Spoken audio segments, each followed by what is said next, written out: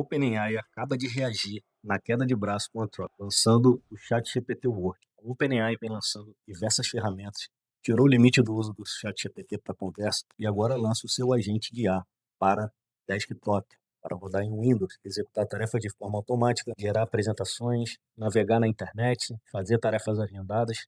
Tudo isso de uma forma prática, rápida e objetiva. E o melhor, você pode usar o plano gratuito com as limitações, utilizando as ferramentas que você já está acostumado. Só que agora você dá uma única ordem e ela gera todo o conteúdo para você.